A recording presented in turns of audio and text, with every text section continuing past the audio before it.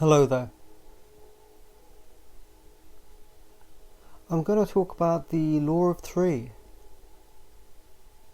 You could almost say that Gurdjieff's tradition is the religion of the law of three, the law of creation, that magic force.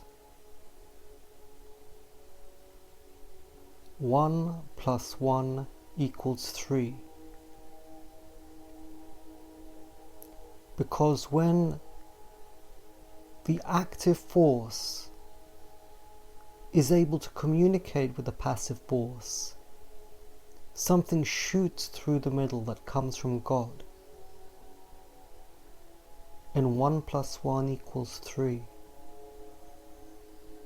The force of life, at every level, in every context, at every scale, in every plane.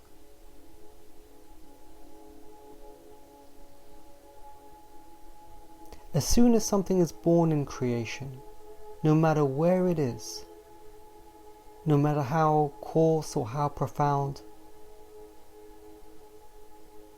it enters the heptaparaparshinok and starts to decay. Time takes it down,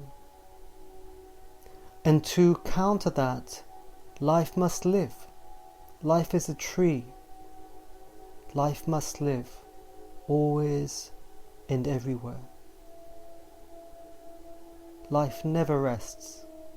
If it does not go up, it goes down.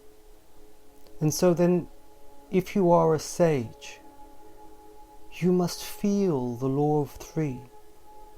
You must live alchemically, being able to detect in small things and big things, physically, emotionally, intellectually, how to make the law of three happen. Because it's the only way to stay alive. It's the only way to make life. Sometimes people say union, balance, equality. Balancing two forces, the yin and the yang, balance them. The union of man and God, yoga. The equality of man and woman. But this is all wrong. This is all wrong. And all ancient ideas have to be carefully examined. There is no balance. You don't get lightning if you balance. Lightning is communication. And it's very interesting on the earth, when the blue lightning bolt shoots down, before it shoots down, there is a rising current, a communication from the earth, an invitation from the woman, an invitation, something subtle and hidden, unseen, but an invitation nonetheless. And then it is answered. Boom! The law of three.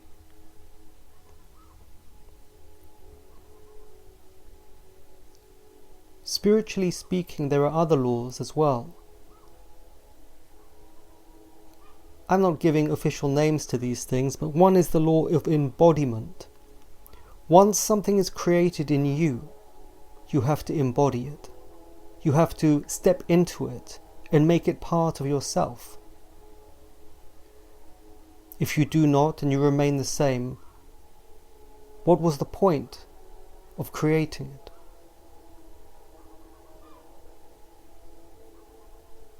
You cannot stay the same as you were. You cannot remain in the same position. They do not step into what they are creating. The new feelings, the new mind, the new body, the new being. Another law is the law of relative knowledge. Now, if somebody learns about the law of three, perhaps they think, oh, I understand that. I can do that everywhere. Can you? Just because you know the metaphysical principle, it does not mean you can do it everywhere.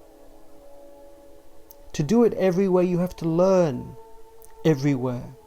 You have to learn what the active and the passive is in each place. You have to learn physically how to do it, and emotionally how to do it. Now, my speciality is the Chinese internal arts that work with qi in the meridians of acupuncture. That is the second body. I think that is very close to what Gurdjieff meant by the second body. It has its own blood, its own network, its own functioning, but you have to enter it. Gurdjieff said that mankind had stopped evolving, and without momentum, things reach a balance, and when there is balance, there is a direct line downwards, as we should be able to see today with the West committing suicide over something that is none of their business, something that is not even a problem.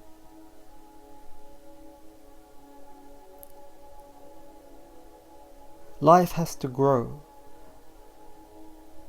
and if you grow, if you obey the law of three, if you live like that, if you live like Gurdjieff taught, there should never be a problem, because it should work everywhere, at any time, as long as you are willing. Life needs to grow. Life wants you to grow. In all these complaints that people have, their miseries, their concerns, it's all indulgence, isn't it? Indulgence, confusion, cowardice. People arrive, opportunities arrive. Take them. Take them. Don't be too good. Don't be too weak. Don't be too tired. Take those opportunities because life wants you to grow. It gives you the best it can. Now here's a quote from Gurdjieff. "Until now we did not change anything, but from today we want to change. First we must separate and then sort out. Discard what is useless and build something new. Man has much that is good and much that is bad. If we discard everything, later it will be necessary to collect again."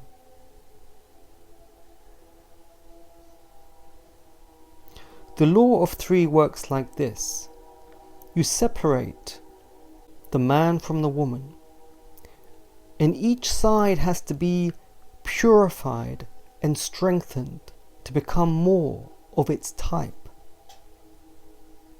In the traditional world, the men and the women separated during the day, and the men spent time with other men, and they rattled their sabers, and they dug coal out of the mines, and they strengthened that masculine energy.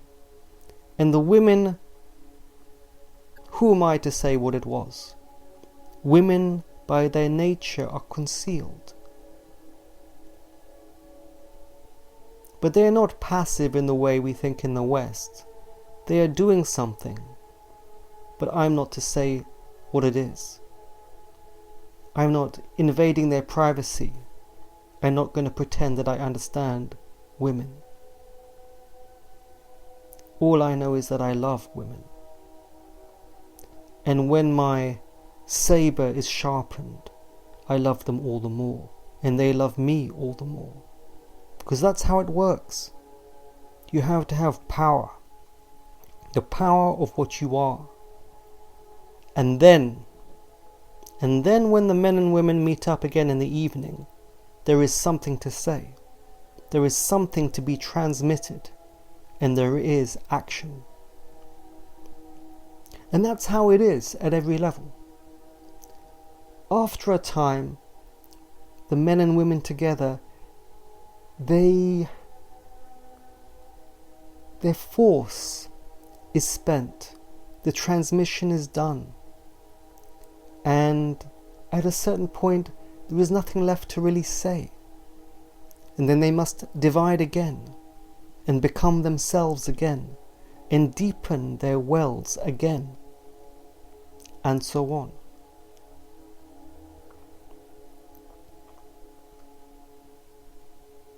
Now here's a quote from Crowley. Wisdom says, "Be strong, then canst thou bear more joy. Be not animal, refine thy rapture. If thou drink, drink by the 98 rules of art. If thou love, exceed by delicacy. And if thou do aught joyous, let there be subtlety therein. But exceed, exceed. Be strong, O man. Lust, enjoy all things of sense and rapture. Fear not that any god shall deny thee for this." In other words, make something happen. For God's sake, make something happen.